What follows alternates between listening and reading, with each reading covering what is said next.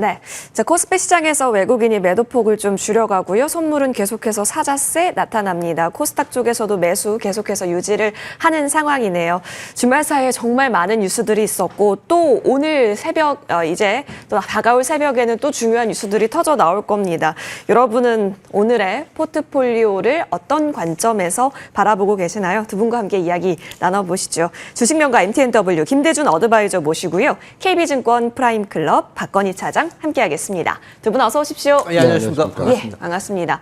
자, 반가운 두 분의 얼굴을 보면서 저희는 일단 오늘 시장에서 불어오는 이러한 성장주 바람을 확실히 구조적으로 우리도 바꿔서 포트폴리오상의 재편을 논해야 하는가 이 이야기를 나눠봐야 될 것 같습니다. 로봇 나타나고요. 그리고 여기에 더해서 오늘 또 여러 가지 법안 관련한 통과 이슈가 있다 보니까요. 증권 지주 등등 조금 더 많이 살펴드리겠습니다. 자, 로봇부터 저희는 확인을 할게요. 일단 시세가 좋습니다. 하이젠 RNM이 사실상 감속기 갈 때 가장 치고 가죠. 현재 구간에서도 25.64% 나타나고요. 로보티즈가 전 거래일에 수급이 들어왔습니다. 오늘 추가 상승을 나타내면서 다시 한번 큰 또 다른 파동을 만들어가는 오늘일지 지금 흐름이 나오고 있습니다. 안 움직였던 레인보우 로보틱스, 두산 로보틱스, 일제히 오늘 시장에선 로봇데이라고 할 수 있는데요. 사실 금리도 금리지만 또 떠오르는 이야기는 그 노란봉투법에 대한 이야기까지 나오고 있습니다. 노란봉투법이 통과가 면 사실상 기업에서 결국에는 이러한 수요, 로봇에 대한 수요가 더 늘어날 것이다라는 내러티브가 오늘 또 깔린 것 같습니다. 다 의미가 있는 이야기들입니다. 그렇죠. 결국에는 우리가 투자자로서 바라볼 관점은 결국엔 로봇주가 오늘 시세를 이끌고 있다라는 거고 그렇다면 그간 안 갔었던 레인보우 로보틱스나 하이젠 RNM과 같은 종목이 움직이는 걸 보아서 이제는 로봇주의 스타트 관점으로 오늘 D+1일로 봐도 D-Day라고 봐야겠네요. D-Day라고 봐도 되는지 궁금해요. 이렇게 제가 설명을 드릴게요. 성장 섹터 내에서 IT 플랫폼이나 바이오나 2차전지 업종의 종목들은 일정 부분 바닥 탈출 이후에 주가가 올라와 있는 상태입니다. 로봇주 같은 경우는 최근 상황 하에서 제대로 된 평가를 받지 못한 주가의 흐름을 보여주는 가운데에서야 최근까지 계속해서 흘러내리는 형태의 주가를 보여줬거든요. 오늘 장의 상승은 제자리를 찾아가는 과정에서의 주가 상승이라고 해석을 합니다. 제자리라고 하는 것은 한 달 전 또는 두 달 전 주가 상황에서의 흐름으로 복귀하는 과정에서의 모습이고요. 그렇다면 투자자분들께서 오늘 굉장히 시세 집중도를 보여주고 있는 로봇 업종에 대해서 지금 시점에서 따라잡을까? 라고 하는 게 가장 큰 고민점이라고 저는 개인적으로 판단을 하거든요. 로봇주가 지금 이 자리에서부터 연속적인 상승을 만들어 가기보다는 어느 정도의 궤도로 올라섰기 때문에 궤도로 올라선 이후에는 대략 한 3에서 5일 정도는 이 가격을 중심으로 해서 주가가 왔다 갔다 흐름이 진행될 가능성이 크다고 보고 있거든요. 그렇다면 시기적으로 볼 때는 이번 주 상황에서의 로봇주의 추가 상승보다는 다음 주 정도 선에서 로봇주가 움직일 가능성이 높다. 여기에 대해서는 HD 현대에서 로봇 관련 IPO도 현재 계획하고 있고 테슬라의 그 로봇 관련해서 옵티머스 시리즈도 지난 7월에 출시할 것으로 판단됐었지만 한 두 달 정도 연기가 됐기 때문에 타이밍상으로 보게 된다면 9월 정도 선에서 로봇주에 대한 어떤 분위기적 변화 또 재료 가치의 부각 이런 내용들이 나타날 수 있다라고 해석이 되고 있고 그렇다면 로봇주에 대해서 관심도를 가지고 현 시점에서 관심을 가진다 한다면 저는 오늘보다는 주 중반 이후의 상황에서 로봇주에 대한 관심도를 가져가실 필요가 있다고 생각하고 있고 성장 섹터의 전체적인 흐름들은 로봇주가 그다음 못 갔기 때문에 제자리를 찾아오고 있고 이 제자리 이후에 다음 주 상황 그리고 9월 상황에서는 좀 더 강한 흐름에서의 주가 면모를 보여줄 수 있지 않겠나 이렇게 해석을 합니다. 그렇다면 오늘의 움직임엔 굉장히 큰 의미를 실어서 바라볼 수 있을 것 같고 사실상 하이젠 RNM을 언제 주셨냐 바로 2주 전에 주셨다는 거죠. 정말 정확한 타이밍이었던 것 같습니다. 갖고 계셨던 분들 일단 오늘 장에서는 팔 이유가 그러면 없죠. 없는 거네요. 전혀 없죠. 가지고 계셔야 될 것 같고요. 신규 매수를 고려하시는 분들에 대해서는 이번 주 중반 이후에 한번 타점을 잡아 보실 필요가 있다고 생각하고 보유하신 분들은 당연히 다음 주를 겨냥해서 현 시점에서는 가지고 가시는 측면에서의 접근 가능하다 이렇게 생각을 합니다. 접근 가능. 알겠습니다. 매우 긍정, 스트롱 긍정의 의견을 받아봤습니다.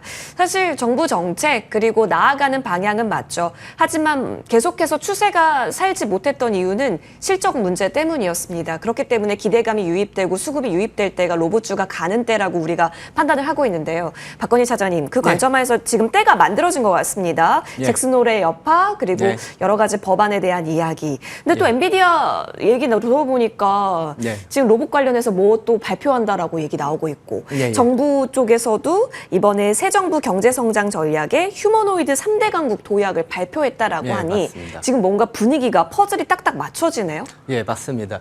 제가 예전에 2021년도, 2년도인가 V몬텍을 제가 그 매매를 한 적이 있어요.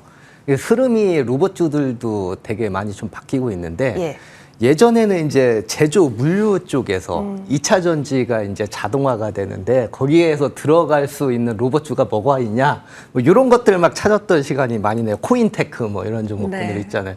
근데 지금 보면은 그런 종목군들은 오늘도 또 상대적으로 좀 안 움직이죠. 그러다가 이제 두산 로보틱스를 필두로 해서 협동 로봇으로 시세가 이렇게 쭉 들어갑니다. 여기 이제 뉴로메카, 그래서 레인보우 로보틱스 뭐 이런 식으로 쭉 들어가고 로보티저 이렇게 하다가 플러스 알파로 이제 그 의료 쪽이죠. 고영이라든지 큐렉소 뭐 이런 쪽이 좀 잠깐 이렇게 막 움직였었던 거를 알 수 있을 거예요. 근데 요즘 시대를 이렇게 쭉 놓고 보면은 이 협동 로봇의 대표 주자라고 하는 두산 로보틱스가 그렇게 사실은 업황은 회복이 되지는 않았거든요. 이게 여러 가지 이제 관세 이슈도 있고 선진국 쪽에서 협동 로봇 쪽 서비스 로봇으로 일컬어지는 거죠. 좀 많이 줄이고 있는데 이 레인보우 로보틱스 같은 경우가 이제 저희가 이슈가 있는 게 이제 삼성전자 쪽으로 이제 편입이 되면서 이제 휴머노이드 로봇에 대한 얘기가 계속 좀 나오고 있는 거죠. 그러니까 저희가 이제 그 로봇주에서 어떤 키포인트로 잡아줘야 될 거냐 이렇게 보면은 협동 로봇은 협동 로봇이지만 거기다 이제 휴머노이드까지 모멘텀이 있는 것들을 이렇게 좀 찾아야 되고 이 레인보우 로보틱스가 이제 삼성전자하고의 이 시너지가 휴머노이드 사업에서 계속 될 수 있다는 거죠. 그럼 정리를 하게 되면은 하반기의 섹터에서는 휴머노이드 밸류 체인을 찾아야 될 것이고 그 중에서 저희는 액추에이터 업종을 좀 봐야 될 것이고 액추에이터는 한마디로 하면은 로봇에 들어가는 근육과 같은 것들이 되는 거죠. 그런 것들을 이제 쭉 찾아보면 주도주가 뭐가 될 것이냐 하게 되면 일단 본업은 좀 사실 협동 로봇이 둔화가 돼요. 그 대표적인 게 오늘 뭐 좀 잘 가는 것 중에서 이제 두산 로보틱스하고 사실 레인보우 로보틱스도 협동 로봇으로 들어가긴 하는데 거기 플러스 아까 알파로 말씀드린 게 휴머노이드가 들어간다는 거죠. 그러니까 휴머노이드 상용화 수혜가 계속 기대가 되는 굉장히 좀 높고 그리고 하반기에는 본업도 어느 정도 성장을 하면서 밸류에이션 문제가 사실 로봇주들이 굉장히 큰 이슈잖아요.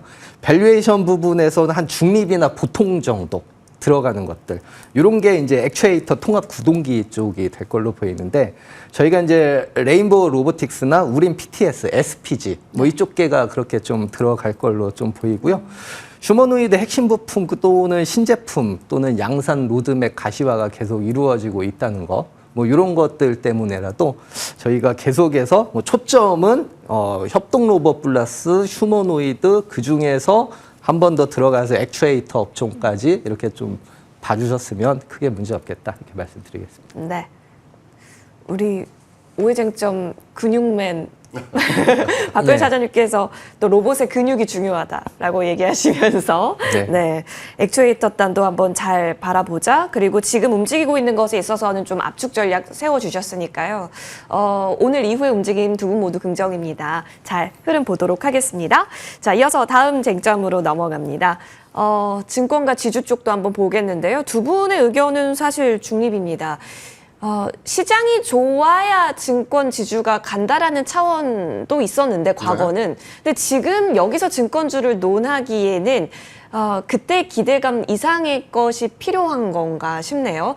일단 저희가 주제로 찾아볼 수 있는 것은 더 센 2차 상법 개정안 오늘 10시에 속보가 나왔는데요. 본회의 통과했다라는 부분도 있었고 사실 잭슨홀에서 금리 인하에 대한 가능성을 언급해주면 증시 쪽으로도 자금이 유입되는 거 아니냐라는 이야기까지 있잖아요.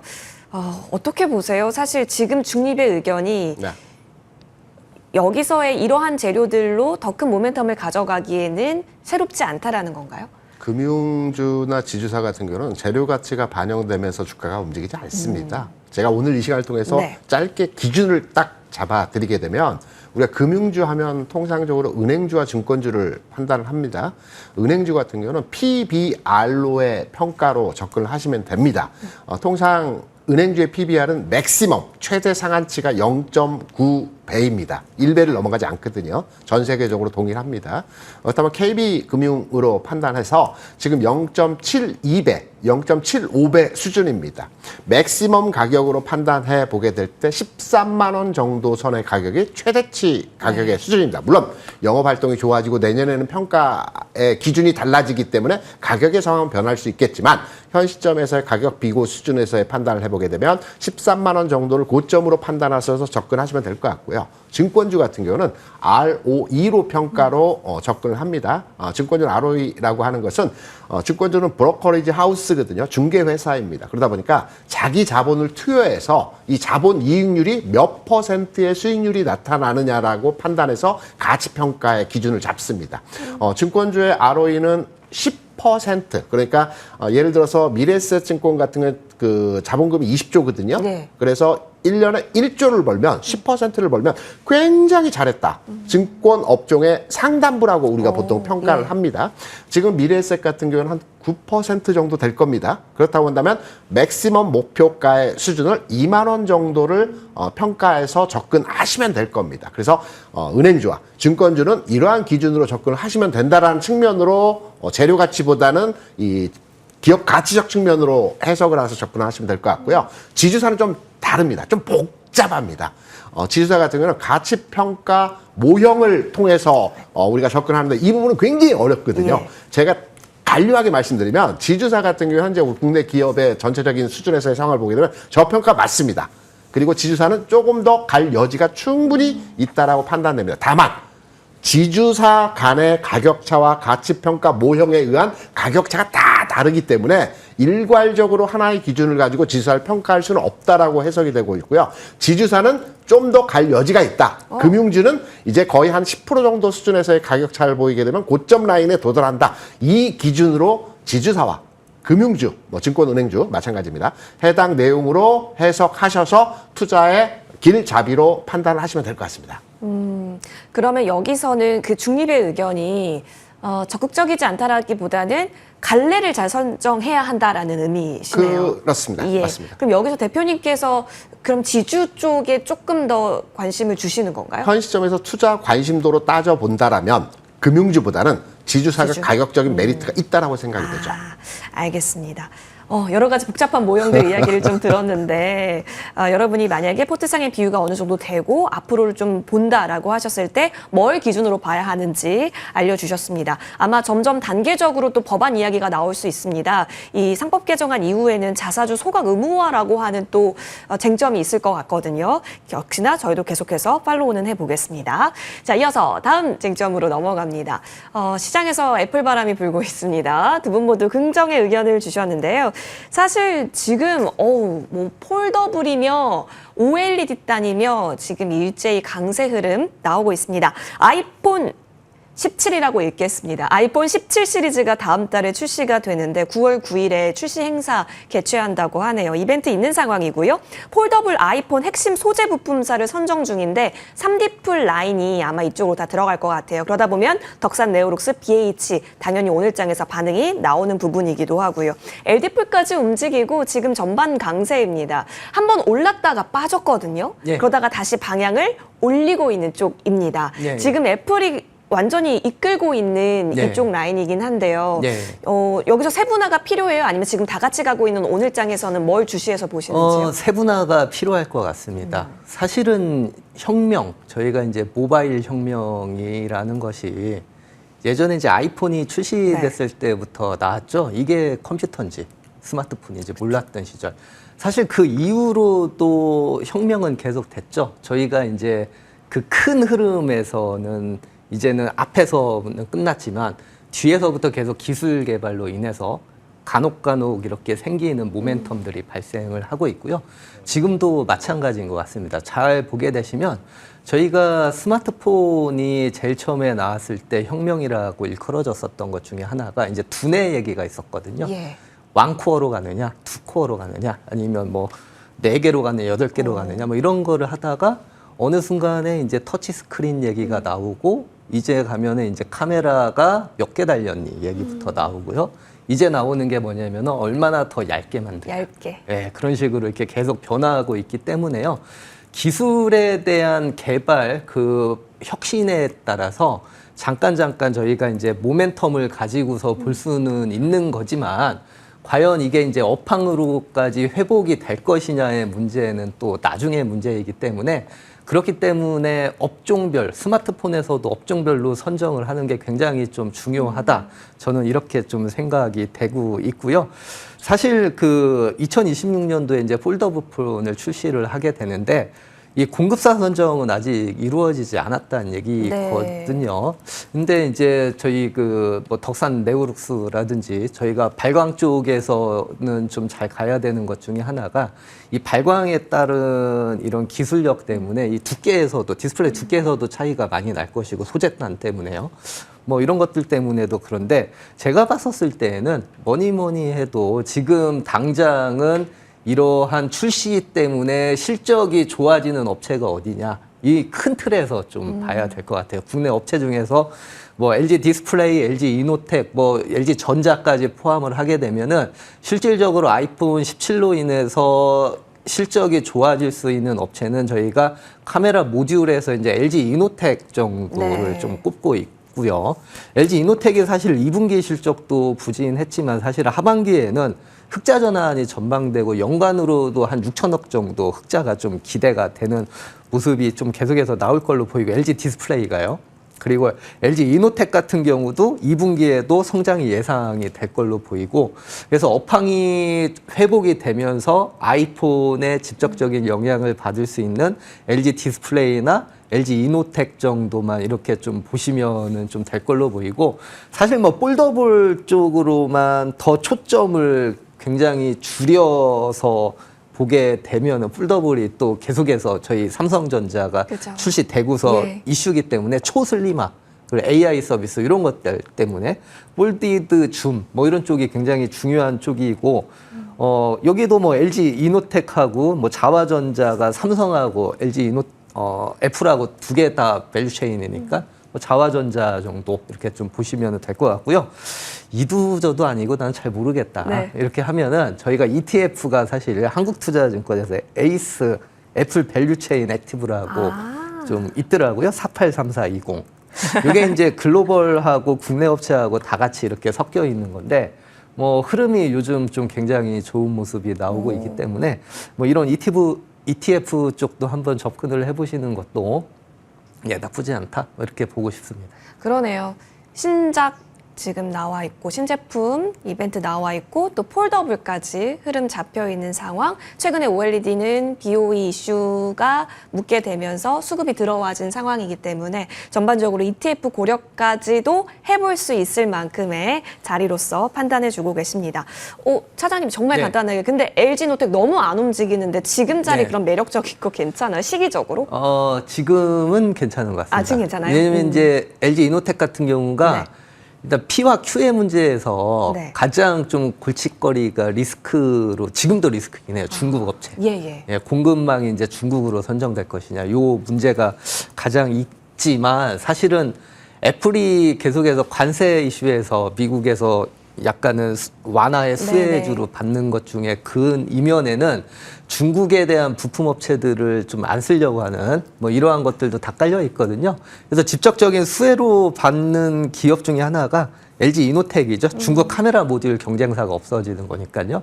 그래서 LG 이노텍은 뭐 지금 움직이진 않지만 원래적으로도 좀 무거운 종목인 거는 사실이었던 것 같아요. 그 특성을 알고서 예, 근데 이런 종목분들이 이제 또 한번 움직이면은 네, 또. 시세가 한번 또 그죠. 크게 나더라고요. 그런 거 맞아요. 한번 누리고서 접근하셔도 되지 않을까 이런 네. 생각이 듭니다. LG풀도 한번 저력 보여줬고 LG전자도 보여줬는데 LG이노텍도 응원하면서 지금 자리 나쁘지 않다 의견까지 받아봤습니다. 자, 이어서 다음 쟁점으로 넘어가서요. 오늘 사실 전 거래일에도 단알 움직였고 그리고 오늘장에 있어서도 미토온과 단알 그리고 겔머트까지 움직입니다. 사실 그 잭슨홀 이야기 나오고 나서 비트코인이 급등했어요. 그러다가 비트코인 다시 자리를 좀 찾아가고 있고 그러다 보니까 코인 관련주들도 같이 함께 흐름을 타고요. 스테이블 코인도 같이 움직입니다. 서클이 내려오다가 다시 올라가려는 건가 싶은 구간에 있는 상황이기도 합니다. 어쨌든 하반기 제도화는 이루어질 건 아는데 근데 문제는 대형주 중심이 아니라 이런 중소형주 중심으로 장세가 펼쳐지고 있다라는 것. 재료의 해석 자체를 지금 좀 달리 나눠서 봐야 할까요? 우리 앵커께서 종목들을 언급해 주셨기 네. 때문에 오늘 스테이블 코인과 관련해서는 재료적 가치보다는 종목의 흐름의 내용을 가지고 한번 해석을 해드리겠습니다. 앞서 말씀해 주신 대로 최근에 스테이블 코인과 관련된 종목들의 움직임을 보게 되면 미투온이 먼저 움직였고요. 그 다음에 더진이 움직였고요. 네. 오늘 같은 경우는 다날이 또 움직이고 있습니다. 한 6% 정도 상승을 하면서 그 반면에 대형주라고 볼 수 있는 카카오 페이라든가 LG CNS 같은 종목들은 네. 최근 상황에서 주가가 빠지지는 않고 있지만 올라가지를 못하고 있는 상황에서 흐름들이 진행이 되고 있어요. 그렇다면 스테이블 코인에 대해서 투자를 하거나 또는 스테이블 코인 관련주에 투자가 되어지신 분들 같은 경우는 과연 어느 쪽 방향으로 투자를 해야 될지에 예. 대한 궁금점, 의문점을 가지고 계실 겁니다. 통상적으로 업종이 하나의 그 이슈를 가진 하나의 섹터가 움직일 때는 순환매가 이루어지거든요. 2차전지도 셀사가 움직이고 소재주가 움직이고 이렇게 번갈아 가면서 주가 움직임의 상황들을 많이 만들어내는 경우도 많이 보셨지 않습니까? 바이오도 마찬가지고요. 지금 현재의 상황에서 본다면 전체적인 재료 가치가 부각되면서 주가가 본격적인 상승을 만들어내기 이전 단계에서 대형주는 쉬어주는 가운데에서 소형주들이 움직이고 있지 않습니까? 그렇다고 한다면 앞서 제가 미투온, 더즌, 나날과 같은 종목의 순환이 이루어졌다는 말씀을 드렸는데 그렇다면 어느 쪽으로 다시 돌아올까요? 대형주로 돌아오는 거죠. 이 흐름이 전체적으로 보자 이번 주 중반 이후에는 카카오페이라든가 LCNS 같은 종목들의 흐름들이 주 중반 이후에 스테이블코인과 관련된 전체적인 종목 간의 흐름에서 순환하면서 소형주에 몰려있던 시세가 대형주로에 이전되는 과정들이 이번 주 주간에서 만들어질 가능성이 높다라고 판단되기 때문에 현 시점에서 스테이블코인 관련주를 투자를 하시고자 한다면 최근에 순환매가 소형주 단에서 이루어지고 있지만 이번 주 중반 이후의 흐름을 예상을 해서 저는 개인적으로 대형주에 현재 투자하는 게 맞다라고 판단되고 전체적인 큰 재료의 가치와 주가 상황에서의 흐름들은 여전하게 하반기 겨냥해서 긍정적으로 주가의 움직임, 이슈가 계속 재생산되면서 확대되는 과정들의 모습들을 만들어낼 것이다. 긍정으로 판단을 하고 있습니다. 그렇죠. 방안도 하셨고 그렇죠. 여러 가지 작업들 이야기 나오고 있는 상황 그리고 지금 차트가 살아있는 쪽이 중소형주에 있긴 하지만 다시 한번 대형주 단에서 에너지를 모으고 올라갈 수 있는 시나리오를 그리고 계시기 때문에 지금 본다면 대형주 단 보는 게 맞다. 맞습니다. 이전에 카카오페이 저희에게 또 탑픽주로 주셨었기 때문에 저희 흐름 계속 보겠습니다. 자, 이어서 저희는 다음 쟁점으로 넘어갑니다. 금리 인하 수혜라고 한다면 가장 먼저 언급될 법한 쪽 바이오 보겠습니다. 두 분 모두 긍정입니다. 사실 뭐 가는 거는 금리가 다 했다라고 해도 될 것 같아요. 근데 올라가다가 다시 좀 내려오고 현재 구간은 그렇습니다. 자, 뭘 봐야 할까요? 박건희 차장님. 예. 기만도 오늘 좀 나쁘지가 않은 것 같고 그리고 제약바이오단에 있어서 지금 과거에 잘 나갔었던 알보리팹 있잖아요. 흐름들이 강하거든요. 여기에서 우리는 뭘 더 핀셋으로 봐야 돼요? 오늘 제약바이오 관련주들 보면은 크게 두 개로 나뉘고 있죠. 네. 저희 흔히 얘기하는 종목군들 리가켄 바이오, 네. ABL 바이오 둘이만 이렇게 좀 강하고요. 네. 전통적인 제약사들 또 좀 강합니다. 전통적인 제약사는 이제 4분기 쪽에서 좀 보고 있는 이런 모습이에요. 4분기부터 이제 실질적으로 반등 가능성을 좀 언급을 네네. 좀 하고 있는데 사실은 있는 종목이 계속 갈 것이다. 가는 종목이 ABL, 리가캠, 알테오젠 이렇게 이유 중에 하나가 뭐냐면 저희 의약품의 영원한 숙제는 항암입니다. 예. 여러 가지 임상 실험이나 이런 것들 보면은 50% 이상이 다 항암을 위해서 분져 있고요. 그리고 2023년도 이후로 이 항암 쪽에서 계속 커져가는 시장이 면역항암제 쪽이거든요. 근데 면역항암제가 커져가면서 또 같이 커져가는 시장이 이중항체 쪽에 예. FDA 승인이 계속 늘어나고 있는 거고요. 그래서 이중항체를 통한 항암제, 그중에서 면역함량제가 트렌드니까요. 이런 거를 잡아주는 게 가장 크고요. 저희가 이제 뭐 자가면역 치료제에서 예전에 먼저 움직였었던 게 이제 한올바이오 파마부터 이렇게 했고요. 요새는 뭐니 해도 이 ADC, 이중항체 뭐 이쪽으로 좀 넘어오는 거고요. 그 중에서도 미충족 수요가 높은 것들이 굉장히 좀 핫한데 그 중에서 뇌질환 치료제로 부상이 되고 있는 게 이제 ABL 바이오가 될 것 같고. 네. ABL 바이오가 이제 이중항체 개발하는 종류가 여러 가지가 있습니다. 그래비티 B부터 TI까지 좀 있는데 미충족 수요가 가장 좀 큰 것 중에 하나가 뇌질환 치료제 쪽이거든요. 이 뇌질환 치료제가 이제 ABL 301로 불리는데 이게 파킨슨병에 네. 관련돼 있는 거가 되고 있습니다.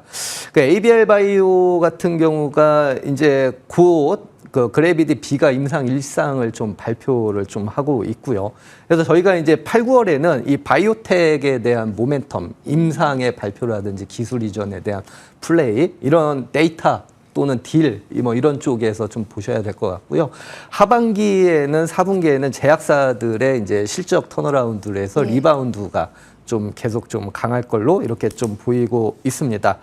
저희가 이제 또 하나 좀 챙겨보셔야 될 걸로 보이면은 ABL하고 리가캠 뭐 그렇게 좀 많이 올랐는데 또 봐야 되냐? 뭐 이거 누구나 다 아는 얘기 뭐 이렇게 좀 얘기를 할 수 있거든요. 그래서 저희가 이제 전통 제약사 쪽에서 좀 볼 수 있는 것 중에 하나가 이제 한미약품 같은 예. 경우도 좀 보셔야 될 걸로 보이고요.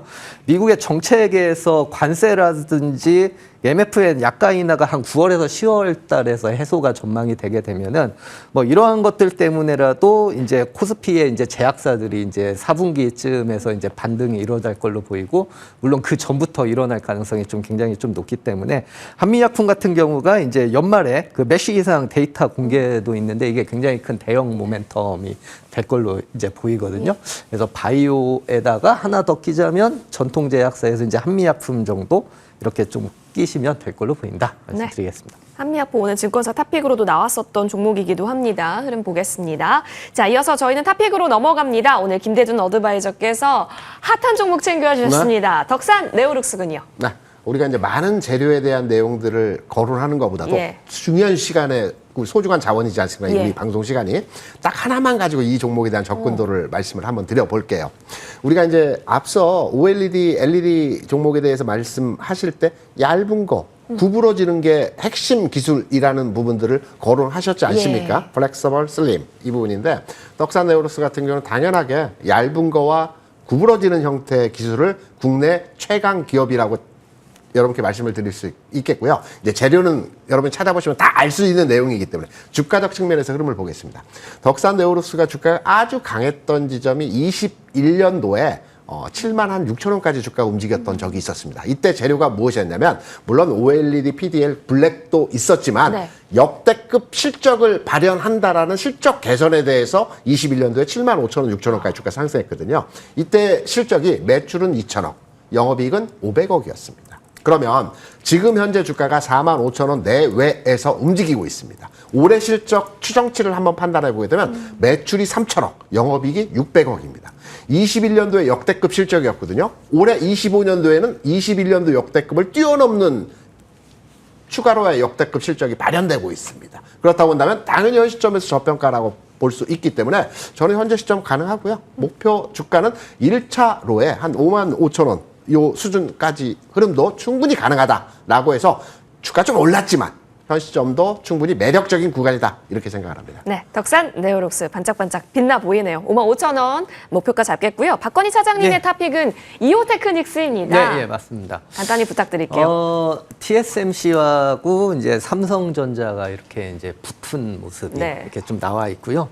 그러면 삼성이 잘할지 TSMC가 잘할지 저희가 좀 봐야 되는데 두 개 다 할 수 있는 회사? 기업을 잡는 예. 게 잘 것 같고, 레이저 쪽에서 강점이죠. 일본의 디스코사를 제치고 TSMC의 핵심 벤더로 됐죠. 이 커팅 부분에서요.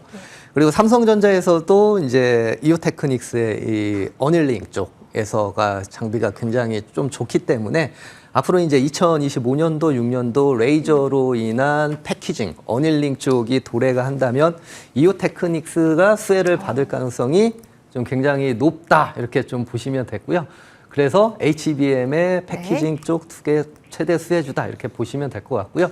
목표 주가는 예전 정고점 부분 쪽까지 한번 좀 봐주시면은 좀 되지 않을까 이렇게 좀 싶고요.